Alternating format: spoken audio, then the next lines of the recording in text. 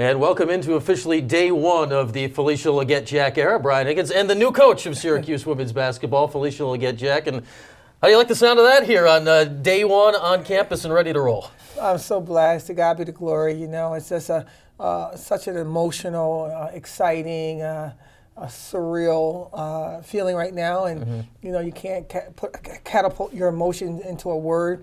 It's a good feeling, and I'm so excited. How different is this for you from the last time you were here, I guess, in an official capacity when your number went up? That was, about 4 months and a week ago, give or take, where that felt like a day to look back, and today is a day to look forward to what you have to do. How different are those emotions for you? You know, I'm just excited to go forward. I'm just so excited to go in a direction of greatness together with these young people and with this great administration and our amazing chancellor. And looking back is not for today. It's all about looking forward. When you get a job like this at your alma mater, I mean, you've been in coaching a long time now. How does this job hit you different than the other ones you've had?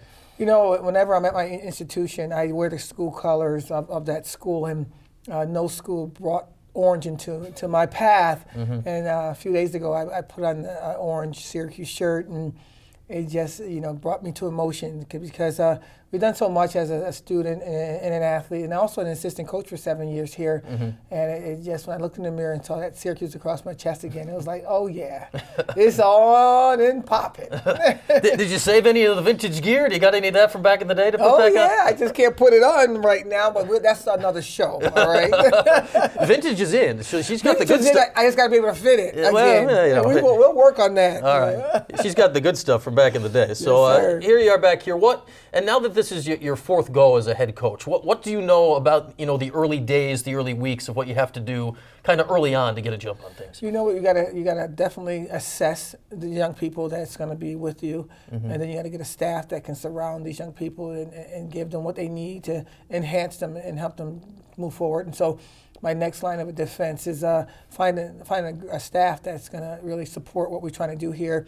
And then after we do that, we got to go out and get some more players to add to this great group that we have already. And it's going to be go time. And I tell you, there's no sleep for me because I think it's important that we give our community and our Syracuse alum across the globe the opportunity to really love our women's basketball program. All right, we don't have names on a staff yet, but when you look to assemble a staff for Syracuse, what are the goals with the type of people you want to bring aboard? We want to bring in somebody that's going to actually bring our alumni back home, and that's important.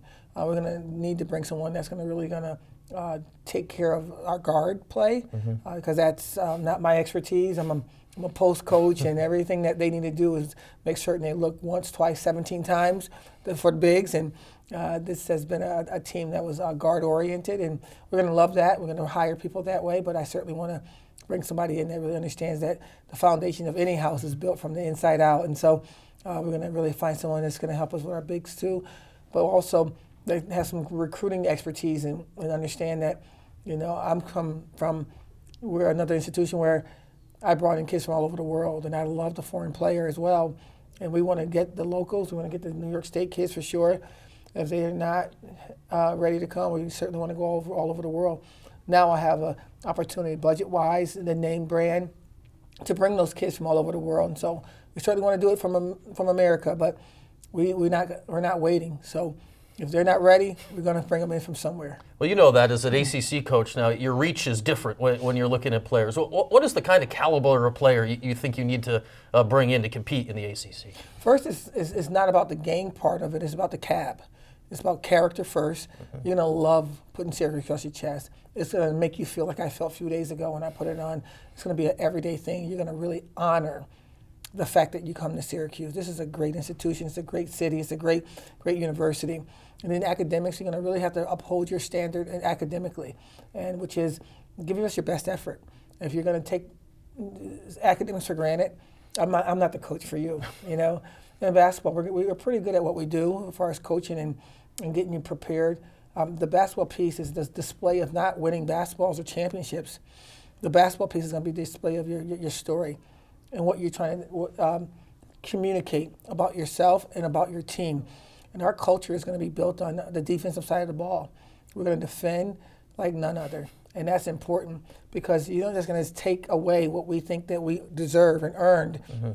And so if we defend the right way, that offense is going to come. I want to get into your style of ball that we'll see, and that's a little taste of it in a second. But the idea of bringing in players here, it feels like two-pronged, right? You got to do it short-term because you need people for next year. Correct. And then the idea of long-term. How do you, I guess, separate those two thoughts here as you go forward? You know what? Day by day. You can't worry about your tomorrows. You got to take care of your today. We got to look at the roster, which we haven't done yet. We're going to look at who's going to stay, and we want everybody to stay. We won't fight to keep people, make people stay, because this is a place this is a destination. And it's a destination for so many. I was a top 40 athlete, and everyone in the country was trying to make me come to their place, and there was no place like this place. It was different. The people that come here really value, the team and the sport and the school and the academics and everything that surrounds Syracuse. And so we're going to really get people. It's going to be a line of people that want to get into this institution on the basketball team, women's basketball team.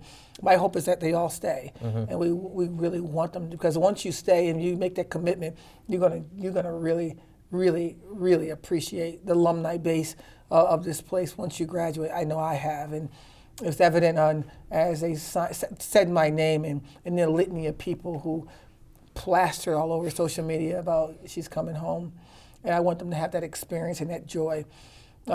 But then you're going to have to realize like how you sustain it and how you maintain it. And you're going to have to get young people here that not necessarily the best at what they do, but the best at their character and their academics and their staying power. And I think that you win more, not necessarily with talent, but with good character, quality people. That's what Syracuse women's basketball deserve, and that's what we're going to bring to this table. You last night got the chance to meet, the 10 players that are on the roster that have more eligibility remaining.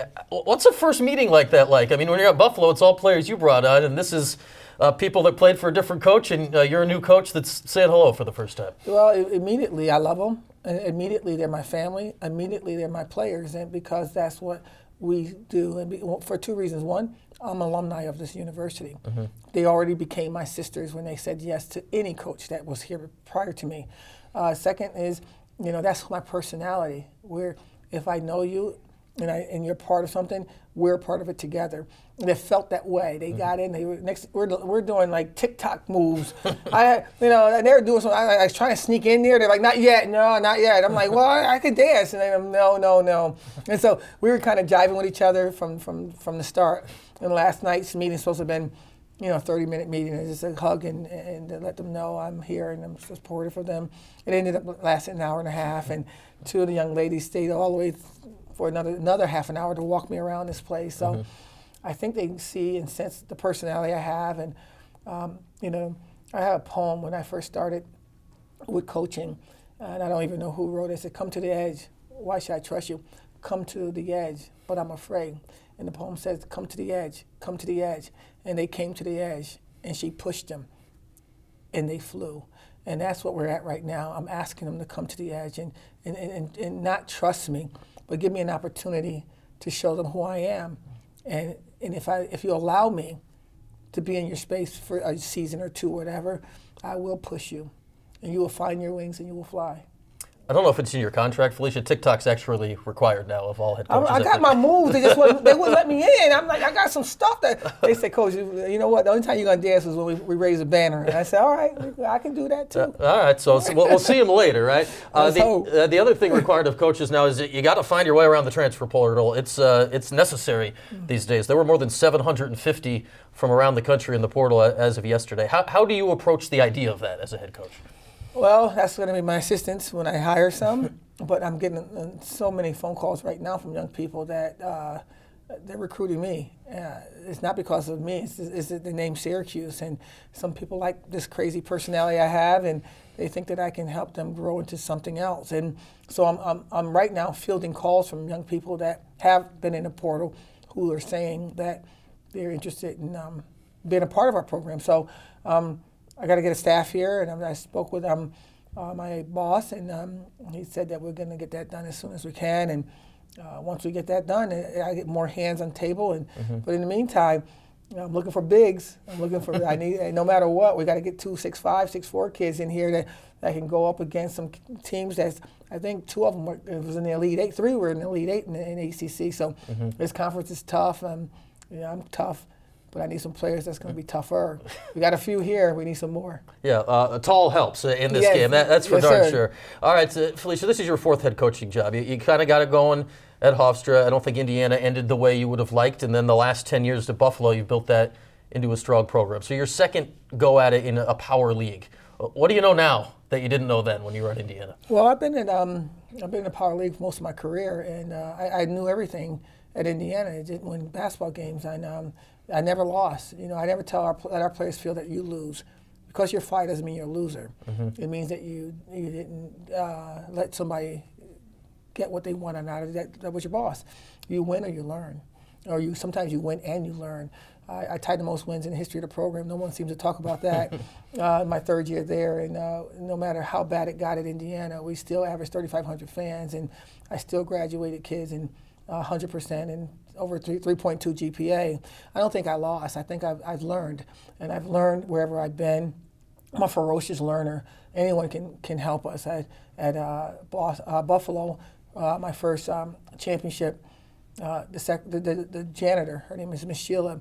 I was going through a tough spat, and we were losing, and she was a faithful follower. She said, "Coach, can I bother you for a second?" She said, "I got the daily work. Can I give that to you?"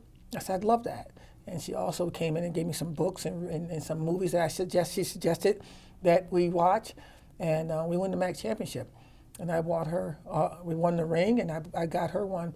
They wouldn't let me. She wasn't a part of the group of people that's supposed to get rings. Well, I purchased it out of my own money because it takes a village. And right now we're asking we're going to call this the Orange Village. It's not just going to be me that raised the banners here. It's going to take all of us. I'm smart enough to know that I don't know everything, and I know that I need help. I need help from not just my coaches that I'm going to hire. I'm going to need help from you. I'm going to need help from this university. I'm going to need help from our alumni across the globe, and that's the word that our director of athletics used, and I'm going to utilize that word as well.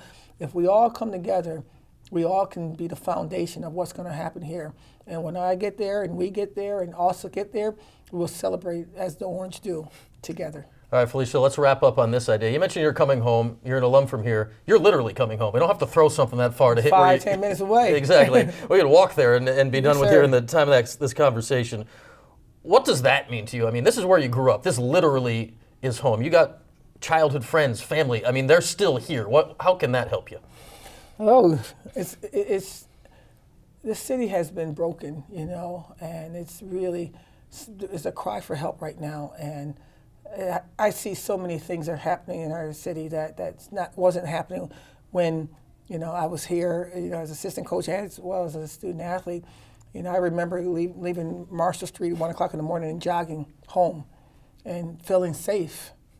And that's not the case anymore. It doesn't feel safe because it's a cry for help.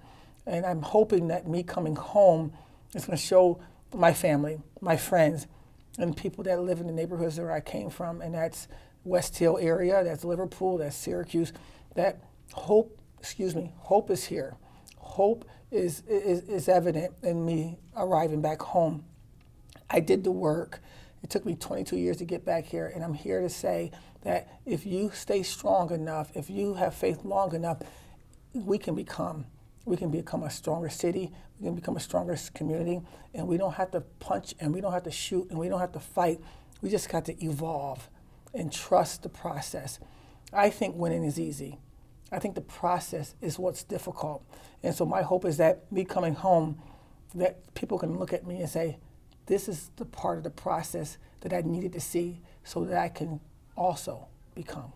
Well, let us be the first here to officially welcome you, and we'll let you get started on that work. Let's go, Orange Village. We need you. We need you. That's Felisha Legette-Jack, the new coach of Syracuse women's basketball.